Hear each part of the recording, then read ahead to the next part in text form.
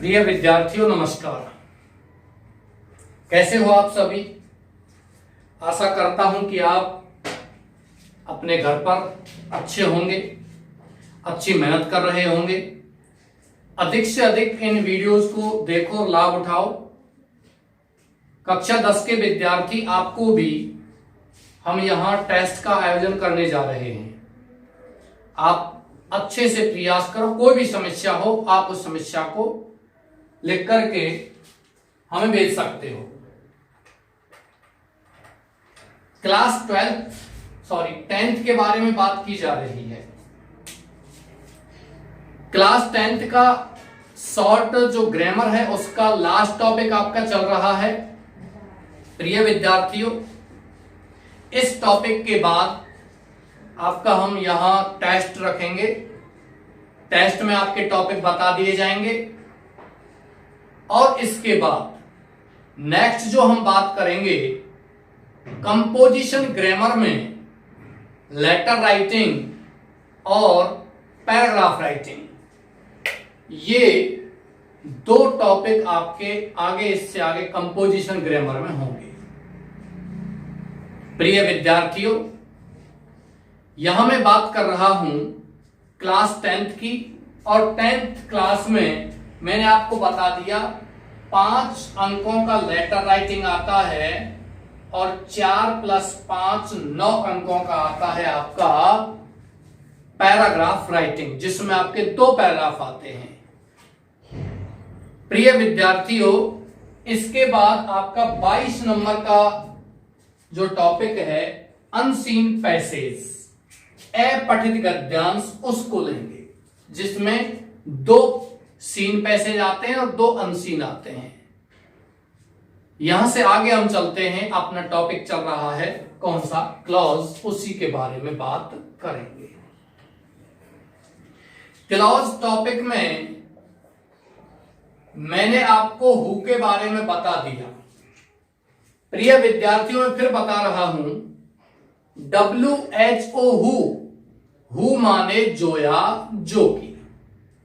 रिक्त स्थान भरना और इसके अलावा रिक्त स्थान के अलावा आपको इसमें WHO हु में 2 विधि और होती हैं जो दोनों वाक्यों को जोड़ने के काम में आती हैं।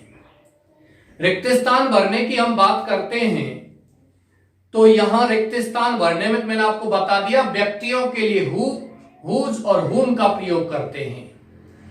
यदि रिक्त स्थान से पहले कोई व्यक्ति हो तो हु, हुज और हुम लगाते हैं।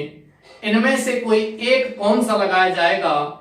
यदि रिक्त स्थान से पहले व्यक्ति हो और बाद में कोई सहायक क्रिया मुख्य क्रिया हो तो हु लगाते हैं।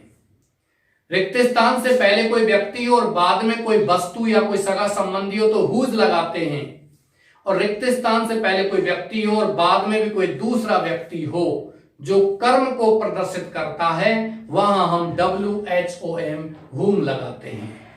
प्रिय विद्यार्थियों, अगली बात आती है विच। यदि रिक्त स्थान से पहले कोई निर्जीव वस्तु, पेड़ पौधा, जानवर यदि आता है तो वहां विच लगाते हैं। रिक्त स्थान से पहले कोई स्थान आता है, प्लेस आता है, तो वहां लगाते हैं वेयर। रिक्त स्थान से पहले कोई समय आता है, टाइम आता है, तो वहां लगाते हैं व्हेन। टाइम में कोई भी हो सकता है, समय में बजे हो सकता है, बार हो सकता है, आपका ईयर हो सकता है, मंथ हो सकता है, कुछ भी हो सकता है। वहां हम किसका प्रयोग करते हैं, WHEN, व्हेन। नेक्स्ट बात करते हैं, यदि रिक्त स्थान से पहले कोई कारण हो तो व्हाई, तरीका हो तो हाउ, कोई फैक्ट हो तो व्हाट, और जानवर और व्यक्ति दोनों के लिए हम क्या लगाते हैं, दैट। इसके बाद अपना जो नियम चल रहा था वो क्या चल रहा था कि दोनों वाक्यों को हम किस प्रकार से इन रिलेटिव प्रोनाउन की सहायता से जोड़ते हैं। प्रिय विद्यार्थियों, यहां बात करते हैं WHO, जिसमें एक विधि मैंने आपको बता दी। सेकंड विधि की बात करते हैं। सेकंड जो मेथड है उसकी बात करते हैं हिंदी मीडियम वाले लिखेंगे पहले, इस विधि में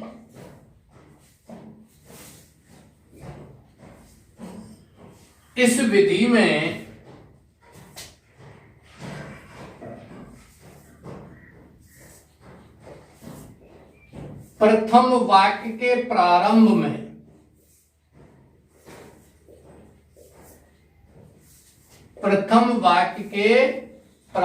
में कोई व्यक्ति, अब व्यक्ति का मतलब आप ध्यान रखिए नाउन भी हो सकता है और प्रोनाउन भी हो सकता है, आता है और दूसरे वाक्य में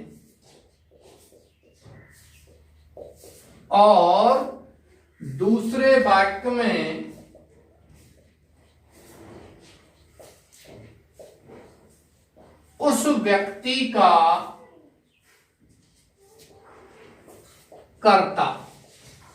कर्ता व्यक्ति का कोई भी हो सकता है, he, C, I, we, you, दे, या वो स्वयं व्यक्ति ही हो सकता है। सर्वनाम नहीं आएगा तो वो व्यक्ति भी आ जाएगा।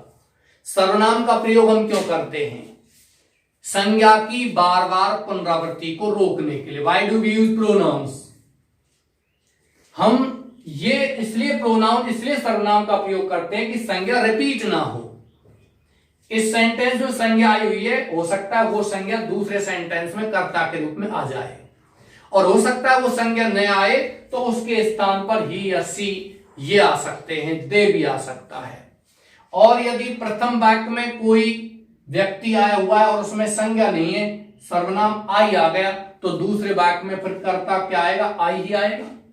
यू आ गया तो दूसरे वाक्य में कर्ता क्या आएगा? यू ही आएगा, क्योंकि सर्वनाम का कर्ता सर्वनाम ही होता है, संज्ञा थोड़ी होगी।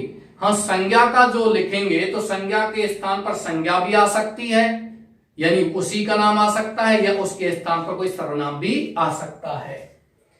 व्यक्ति का कर्ता आता है। दोनों वाक्यों को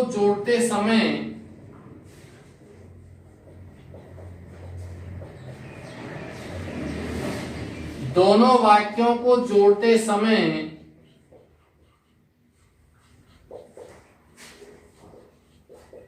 प्रथम वाक्य व्यक्ति में बता दिया, चाहे नाउन हो चाहे प्रोनाउन हो। प्रथम वाक्य व्यक्ति को लिखकर WHO लिखते हैं, वह कर्ता को हटाकर दूसरा वाक्य लिखते हैं।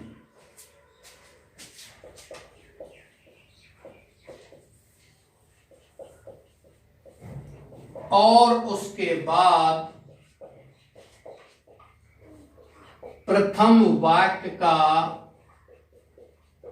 शेष लिखते हैं। इस प्रकार से ये लिखा जाएगा। सेकंड विधि में क्या होगा कि प्रथम वाक्य प्रारंभ में ही, शुरू में। पहली विधि में क्या होता है प्रिय विद्यार्थियों? प्रथम वाक्य अंत में, और दूसरी विधि में प्रथम वाक्य प्रारंभ में कोई ना कोई व्यक्ति का संज्ञा सर्वनाम आता है, और दूसरे वाक्य में, दोनों ही विधियों में कोई ना कोई कर्ता आपको शुरू में आएगा। हम उस कर्ता को हटाते हैं और WHO हु लिख देते हैं। अब लिखते कैसे हैं? पहली विधि में कहां लिखेंगे? इस संज्ञा के बाद, इस व्यक्ति के बाद, चाहे सर्वनाम हो चाहे संज्ञा। और दूसरी विधि में इस व्यक्ति के बाद लिखेंगे। लेकिन जहां हम इस व्यक्ति को लिखते हैं उसके बाद हु लगाएंगे और फिर हम कर्ता हटा के दूसरा वाक्य लिखेंगे। अब इंग्लिश मीडियम वाले इसमें लिखिए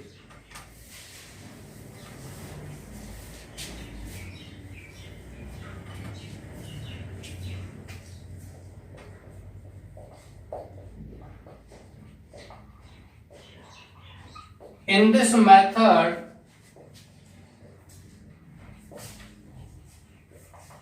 the पर्सन का मतलब नाउन या pronoun is given, the person is given at first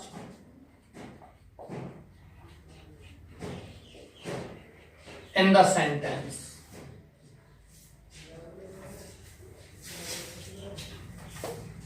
While connecting the sentences,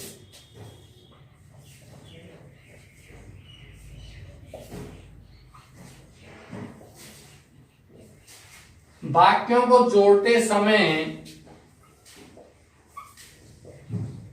we write the person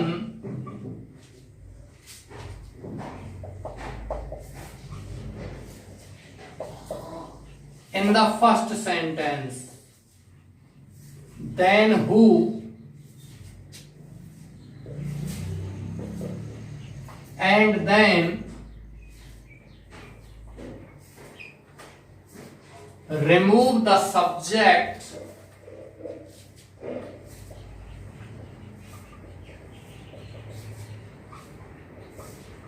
from the second sentence and write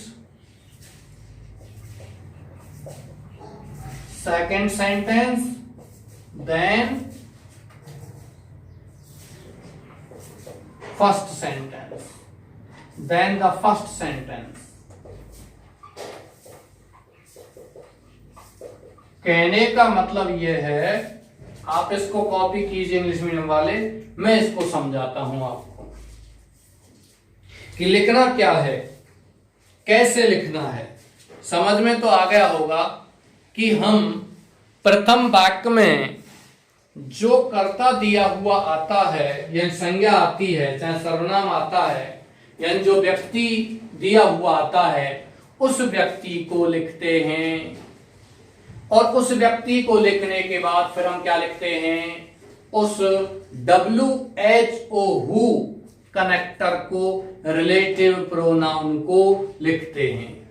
इसके बाद दूसरे वाक्य में से, आप इसको कॉपी कर रहे हैं, दूसरे वाक्य में से हम क्या लिखेंगे, दूसरे वाक्य में से कर्ता को हटा करके हम उसमें दूसरे वाक्य को लिख करके फिर पहले वाक्य को लिख देते हैं। यानी कि वो व्यक्ति हु, कर्ता हटा के दूसरा वाक्य और प्रथम वाक्य का शेष। आपने लिख लिया होगा, स्क्रीनशॉट ले सकते हो, वीडियो को पॉज कीजिए। इन दिस मेथड, इस विधि में द पर्सन माने व्यक्ति, चाहे वो संज्ञा हो चाहे वो सर्वनाम हो, is given at first in the sentence, वाक्य के प्रारंभ में ही वो दिया हुआ आता है।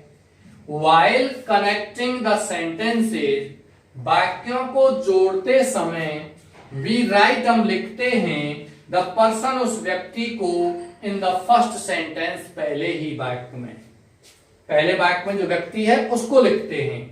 then who, और उसके बाद या तब क्या लिखते हैं, WHO who लिखते हैं। and then उसके बाद remove, हटा देते हैं the subject माने कर्ता को from the second sentence, दूसरे वाक्य से, and write, और लिखते हैं second sentence माने दूसरे वाक्य को, then the first sentence, और तब या उसके बाद हम क्या लिखते हैं, प्रथम वाक्य को लिखते हैं। मैं यह उदाहरण लिखता हूं, इसको मिटाता हूं, आप सभी इधर ध्यान दीजिए।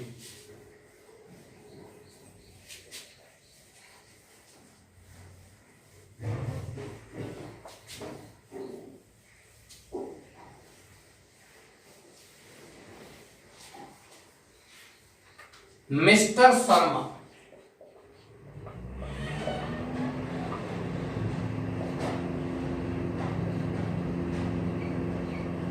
Has gone to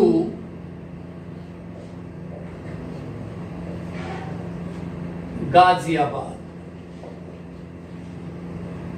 he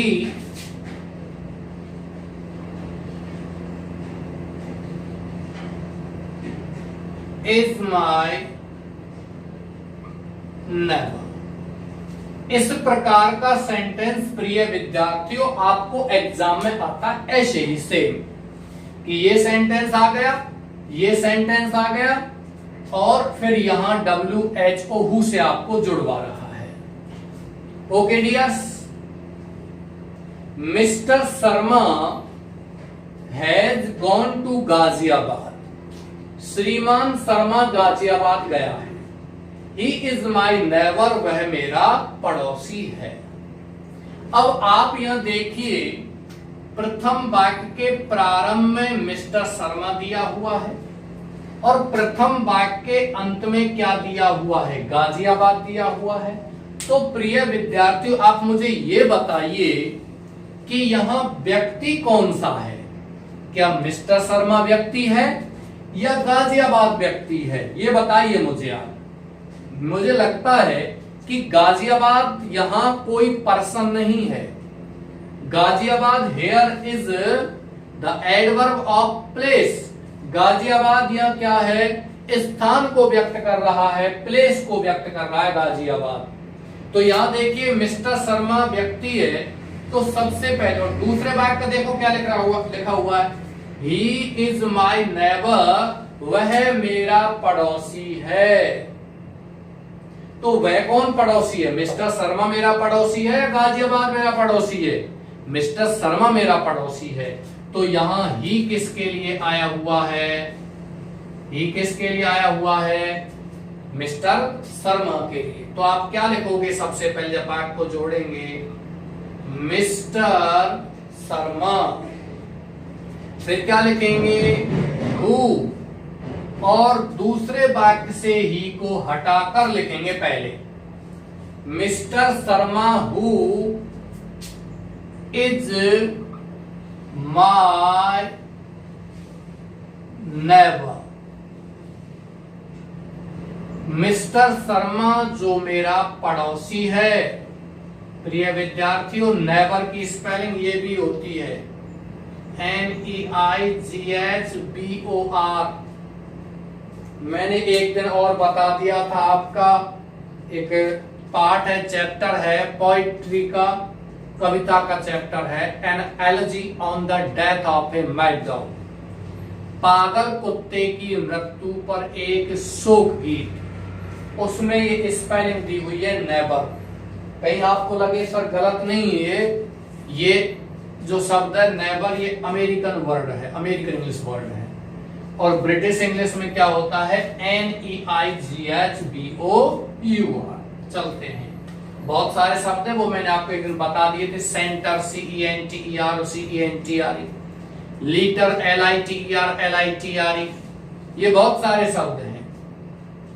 mister Sharma who is my neighbour, mister Sharma जो मेरा पड़ोसी है। ये मिस्टर शर्मा हो गया, फिर हु हो गया।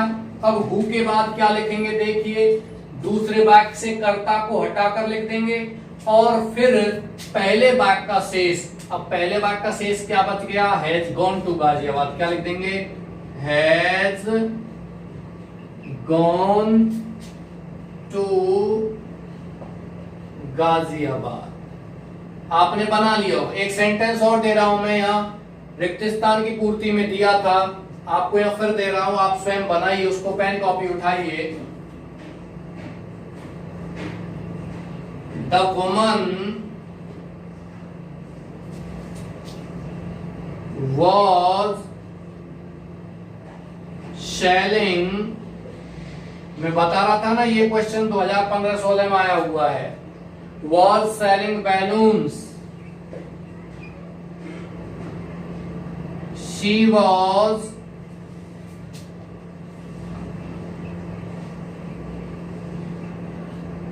arrested by the police। अब इस किससे जोड़ना है? WHO हु से जोड़ना है। अब आप थोड़ा सा ध्यान दीजिए, the woman was selling balloons, वह औरत गुब्बारे बेच रही थी। She was arrested by the police, उसे पुलिस के द्वारा गिरफ्तार कर लिया गया। तो सी किसके लिए आया? औरत के लिए। हाँ, कुछ बच्चों को लगता है कि सर इसी प्रकार का सेंटेंस आपने दिया था जिसमें whom WHOM भरवाया था रिक्त स्थान में WHOM। तो प्रिय विद्यार्थियों, जब मैंने सेंटेंस अलग प्रकार का दिया था तब सेंटेंस क्या होता? The woman was selling balloons, the police arrested her. The police arrested her तब अलग हो जाता, तब हो जाता the woman whom WHOM whom the police arrested was selling balloon, तब अलग होता। तब इसमें जो बाय द पुलिस पीछे न आकर के ये पुलिस कर्ता के रूप में आती है। ये पुलिस जो शब्द दिया हुआ है किसके रूप में आता? कर्ता के रूप में। लेकिन अब कर्ता के रूप में क्या दिया हुआ है? सी, जो किसके लिए आया हुआ है? इस औरत के लिए। आप पेन कॉपी उठाइए और इसको बनाइए, जल्दी से बनाइए, आपको 5 सेकंड का समय है। मेरे ख्याल से आपने बना भी लिया होगा। The woman was selling balloons, वह औरत गुब्बारे बेच रही थी।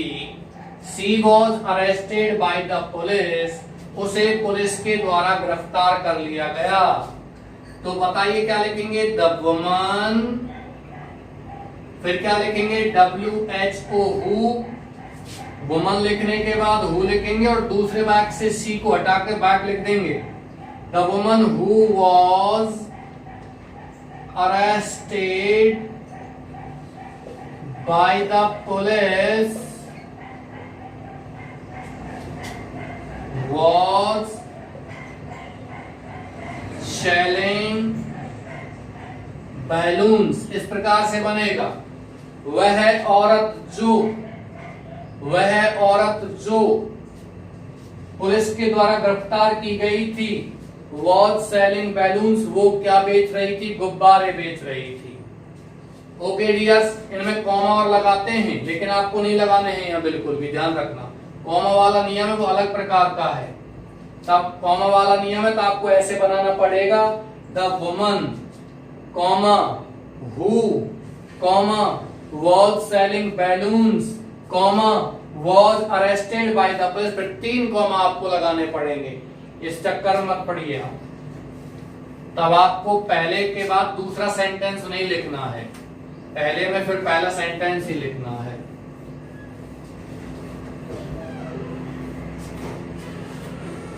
चलते हैं नेक्स्ट, WHOSE। WHOSE हुज माने जिसका, जिसकी,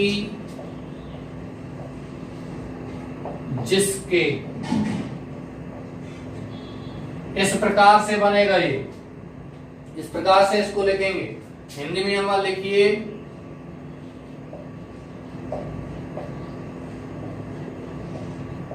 इसका प्रयोग भी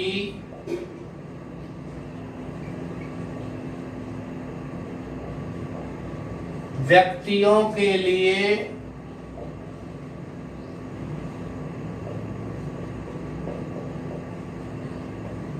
किया जाता है। और यहां लिखेंगे विधि फर्स्ट, प्रथम विधि में। इस विधि में वही प्रिय विद्यार्थी जो आपने हु पढ़ा था WHO, उसी जैसी विधि है बस, और वही इसका नियम है। लेकिन थोड़ा सा प्रॉब्लम क्या है, और उसी प्रकार से आपको जोड़ने दोनों विधि में, पर थोड़ा सा क्या है कि उस विधि में हम यानी हु WHO को जोड़ते समय कर्ता को हटाते हैं, जबकि इसमें हम किसको हटाते हैं? पदेस्य प्रोनाउन। इस विधि में प्रथम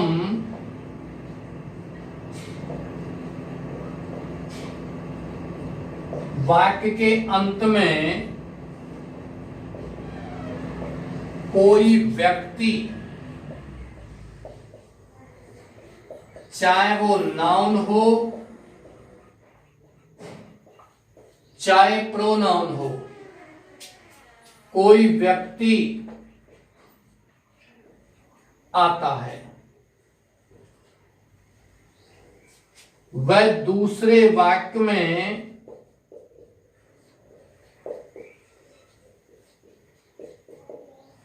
उस व्यक्ति का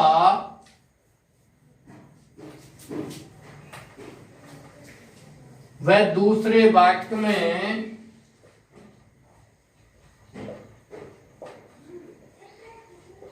उस व्यक्ति का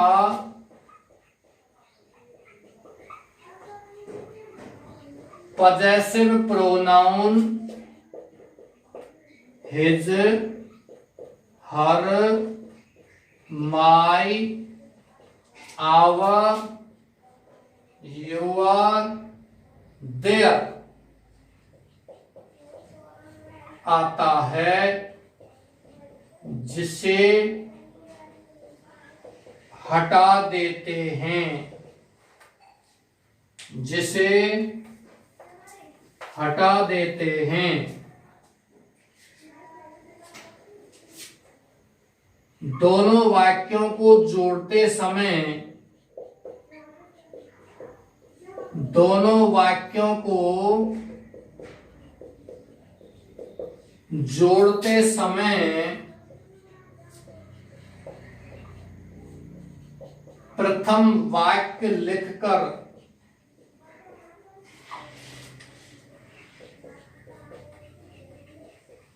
उस पर्सन के पीछे हुज लगाते हैं। वह दूसरे वाक्य से दूसरे वाक्य से पजेसिव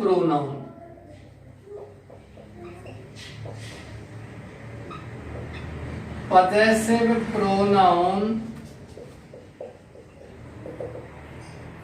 संबंध कारक सर्वनाम को हटाकर उसे भी लिखते हैं। प्रिय विद्यार्थियों, WHO की तरह WHOS हुज का प्रयोग भी हम किसके लिए करते हैं? व्यक्तियों के लिए करते हैं। इस विधि में प्रथम वाक्य के अंत में, जैसे पहले हु में बताया था ना, इसी प्रकार से प्रथम वाक्य के अंत में यहां आपको कोई ना कोई व्यक्ति ही दिया हुआ आएगा। लेकिन जैसे मैंने WH को हु में बताया था, उसमें क्या होता है WH को हु में कि इस व्यक्ति का कर्ता दूसरे वाक्य में आता है, जबकि WHOS में क्या होता है, इस व्यक्ति का संबंध कारक यानी कि पजेसिव प्रोनाउन दूसरे वाक्य में आता है। हिज है, हर है, माई है, ये आता है, इसको हटा देते हैं। हु का प्रयोग करते समय कर्ता को हटाते हैं, सब्जेक्टिव प्रोनाउन को, और हुज का प्रयोग करते समय हम किसको हटाते हैं? पजेसिव प्रोनाउन को हटाते हैं। कभी कभी पजेसिव प्रोनाउन सर्वनाम न आकर के संज्ञा ही आ जाता है। जैसे कर्ता आ गया, मान के चलिए टीचर, पहले वाक्य में व्यक्ति आ गया टीचर, और दूसरे वाक्य में आ गया टीचर्स, ऐसे कॉमा एस, तो हम टीचर्स कॉमा एस को हटा देते हैं। और टीचर कॉमा एस नहीं आएगा तो टीचर के स्थान पर क्या आएगा? हर आएगा, या क्या आएगा? हिज आएगा। इसको हटा देते हैं पजेसिव प्रोनाउन को। ओके डियर्स, क्या करते हैं इस विधि में? प्रथम वाक्य में व्यक्ति आता है, वह दूसरे वाक्य में क्या आता है? पजेसिव प्रोनाउन आता है, जो हिज है, हर है, माई, आवर, यूर, देयर, कोई भी आ सकता है इसमें से, जिसे हटा देते हैं। दोनों वाक्यों को जोड़ते समय प्रथम वाक्य लिखकर, पहले वाक्य को लिख देते हैं, उस पर्सन के पीछे पहले वाक्य को लिख देते हैं, और जो व्यक्ति दिया हुआ प्रथम वाक्य में ही उसके पीछे, चाहे वो कहीं भी दिया हुआ है, उसके पीछे WHOS हुज लगाते हैं। वह दूसरे वाक्य से पजेसिव प्रोनाउन संबंध कारक सर्वनाम को हटाकर उसे भी लिख देते हैं। इंग्लिश मीडियम वाले बच्चे लिख सकते हैं,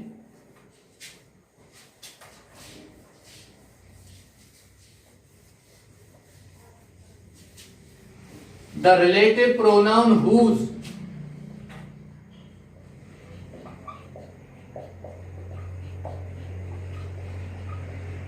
the relative pronoun whose is also used for persons। मतलब रिलेटिव प्रोनाउन हुज का प्रयोग भी हम किसके लिए करते हैं? व्यक्तियों के लिए करते हैं। The relative pronoun whose is also used, whose का प्रयोग भी किया जाता है। ये पैसिव वॉइस सेंटेंस ध्यान रखना। फॉर पर्सन्स, एचआरएम के बाद तो आईएनजी आती है, लेकिन यहां थर्ड फॉर्म दी हुई है। The sentence has been constructed in passive voice, you have to mind it my dears, क्योंकि ये सेंटेंस किसमें है? पैसिव वॉइस में। रिलेटिव प्रोनाउन हुज का प्रयोग किसमें, किसके लिए किया जाता है? व्यक्तियों के लिए किया जाता है।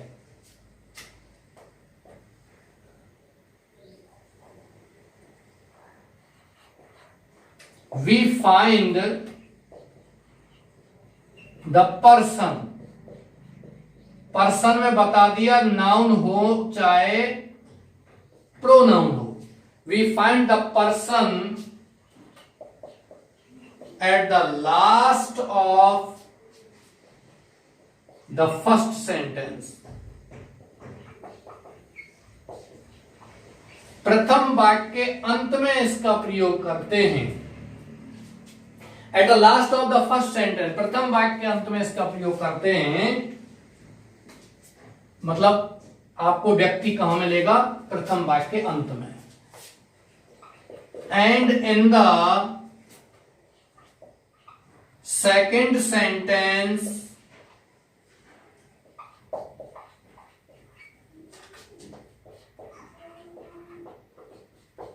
you will find the possessive pronoun,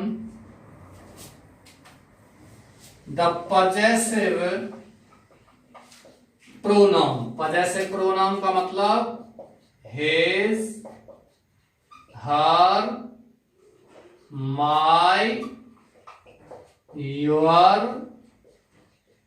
our, their in the second sentence। थोड़ा धीमे लिखूं, मुझे लगता है कि मैं जल्दी लिख रहा हूं। in the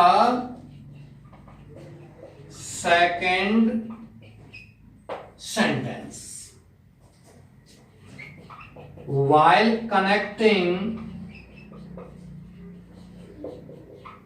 the sentence, write the first sentence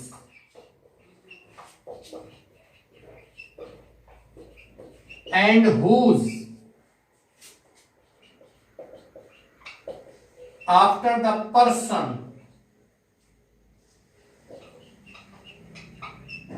remove the possessive pronoun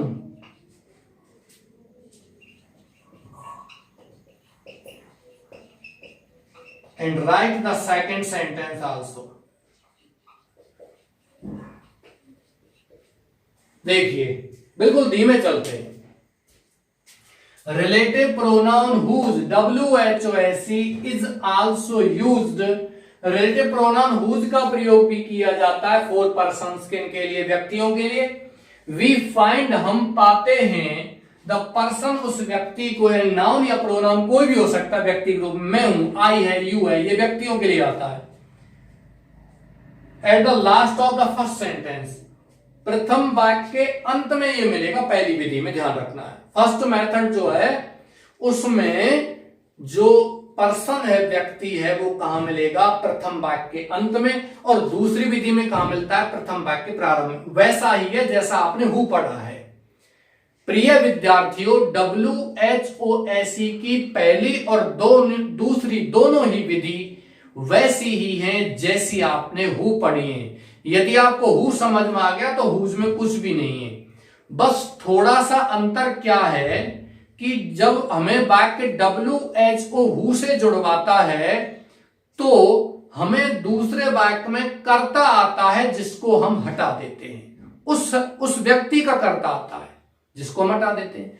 जबकि हुज, WHOSE से हम वाक्यों को जब जोड़ते हैं तो वही की वही विधि है, लेकिन हम दूसरे वाक्य में से प्रथम वाक्य में जो व्यक्ति दिया हुआ है उस व्यक्ति का पजेसिव प्रोनाउन यानी उस व्यक्ति का संबंध कारक सर्वनाम दिया हुआ आता है, जिसे हम क्या कर देते हैं, हटा देते हैं।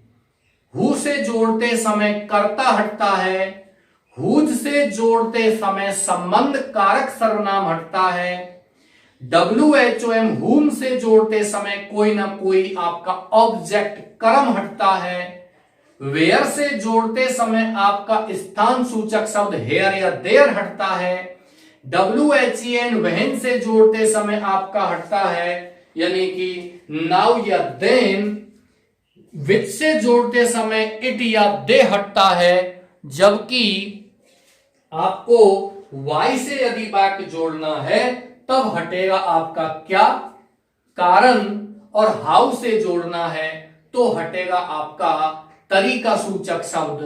इस प्रकार से हम इनको जोड़ते हैं। अब इसमें ध्यान रखना है कि कैसे जोड़ना है। वाइल कनेक्टिंग द सेंटेंसेज लिखो।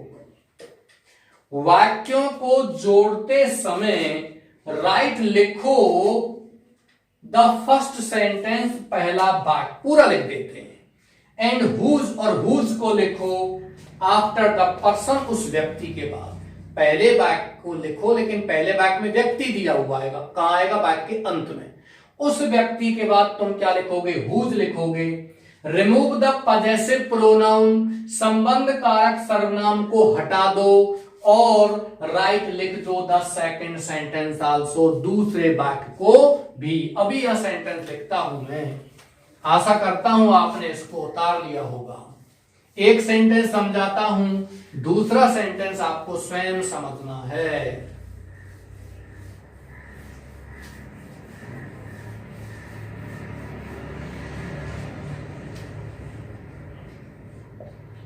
This is mister Singhal. चलो सिंगल आप गोत्र नहीं जानते हो। This is mister Agarwal. His works are widely known. प्रिय विद्यार्थियों देखिए, यहां आपका यह सेंटेंस दिया हुआ, the sentence is given here. अब आपको ध्यान क्या देना है, दिस इज मिस्टर अग्रवाल, यह मिस्टर अग्रवाल है। मैंने बताया था प्रथम वाक्य के अंत में, पहली विधि में क्या होगा, प्रथम वाक्य के अंत में यहां व्यक्ति आएगा, और दूसरी विधि में क्या आता है, प्रथम वाक्य के प्रारंभ में आएगा। ये चाहे आप WHO हु से वाक्य जुड़वा रहा तो भी ऐसा ही होगा, WHOS हुज से जुड़वा रहा तो भी ऐसा ही होगा, WHOM हुम से जुड़वा रहा तो भी ऐसा ही होगा। Why? Because we always use these three of the relative pronouns only for persons. क्योंकि हम इन तीनों रिलेटिव प्रोनाउन का प्रयोग केवल और केवल किसी व्यक्ति के लिए करते हैं, इसलिए व्यक्ति यहां अवश्य दिया हुआ आएगा, चाहे यहां आता है या यहां आता है। पर ध्यान रखना है, पहली विधि में यहां आएगा, मतलब यहां आता है तो हम पहली विधि के अनुसार इसको जोड़ेंगे, और यहां आता है तो दूसरी विधि के अनुसार जोड़ेंगे। अब देखिए दूसरे वाक्य में क्या दिया हुआ है, his works are widely known. दूसरे वाक्य में शब्द दिया हुआ है हिज, तो हिज किसके लिए आया है, मिस्टर अग्रवाल के लिए। अब ध्यान रखिए, मिस्टर अग्रवाल कोई जानवर तो है नहीं, हम किसी जानवर को मिस्टर अग्रवाल थोड़ी कह सकते हैं। मान के चलिए यहां कोई जानवर है, हम उसका नाम रख सकते हैं मिस्टर अग्रवाल? नहीं, बिल्कुल नहीं रख सकते। जानवर का नाम रख सकते हैं, लेकिन उस जानवर का गोत्र नहीं रख सकते। जानवर का नाम हो सकता है, मैंने आपको एक दिन मेंशन कर दिया, तो उल्लेख कर दिया था, जानवर का नाम हो सकता है। आप किसी जानवर का नाम रख सकते हैं। कई किताबों में भी बहुत से लेखकों ने जानवरों का नाम लिखा है, और उन जानवरों के लिए भी ही और सी का प्रयोग भी किया है, नो मैटर। लेकिन किसी भी जानवर का गोत्र कहीं भी नहीं लिखा जाता है। दिस इज मिस्टर अग्रवाल, यह मिस्टर अग्रवाल है। His works are widely known, उसके कार्य बड़े रूप से, विस्तृत रूप से जाने जाते हैं। तो यहां मिस्टर अग्रवाल के लिए क्या आया हुआ है, हिज आया हुआ है। आप क्या लिखोगे, कैसे जोड़ोगे सेंटेंस को, दिस इज मिस्टर अग्रवाल।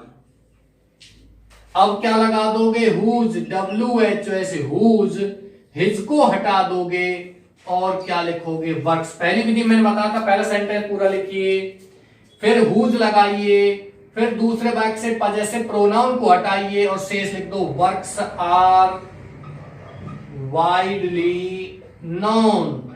मैं एक सेंटेंस यहां देता हूं, आप सभी को लिखना है, this is mister Gupta, his son is a doctor. किससे जोड़ना है, हुज से जोड़ना है। आप इसको जोड़िए, बहुत सरल है, कुछ नहीं, जोड़िए इसको आराम से, तसल्ली से जोड़िए, समझ कर जोड़िए। नहीं समझ में आता है फिर आप बोलिए। यदि आपको कोई भी समस्या, if you have any problem, then you can write in comment box and you can call me, you can write और send to me on my WhatsApp number. मैंने आपको नंबर दिया था, आप उस पर भी मेरी आपकी जो समस्या उसे मुझे भेज सकते हो। मैं आपको पर्सनली उसे, यहां बोर्ड पर भी नहीं, पर्सनली व्यक्तिगत रूप से आपको बता दूंगा। फिर भी आपको लगता है कि यहां बोर्ड पर ही समझाना है, तो आपको मैं यहां वीडियो कॉलिंग करते हुए भी यहां समझा दूंगा। इस तरीके से होगा। आप समस्या को भेजो तो सही एक बार। दिस इज मिस्टर गुप्ता, यह मिस्टर गुप्ता है। मुझे लगता है कि आपने इसको उतार दिया होगा। His son is a doctor, उसका पुत्र एक डॉक्टर है। और मुझे यह भी लगता है कि आपने इस सेंटेंस को कनेक्ट भी कर लिया होगा, इस सेंटेंस को आपने जोड़ भी लिया होगा। देखिए, इसमें मिस्टर अग्रवाल, इसमें मिस्टर गुप्ता, नो मैटर, कोई परेशानी नहीं है। क्या लिखोगे, this is mister Gupta. Okay dears, फिर क्या लिखेंगे, हुज, हिज को हटा देंगे, सन इज ए डॉक्टर। इस प्रकार से होगा, this is mister Gupta whose son is doctor. या मिस्टर गुप्ता है जिसका पुत्र कौन है, एक डॉक्टर है। मुझे लगता है आपने इसको बना लिया होगा। दिस इज मिस्टर गुप्ता, यह श्रीमान गुप्ता है जिसका पुत्र एक डॉक्टर है। एक सेंटेंस और लिखते हैं, दिस इज द नर्स,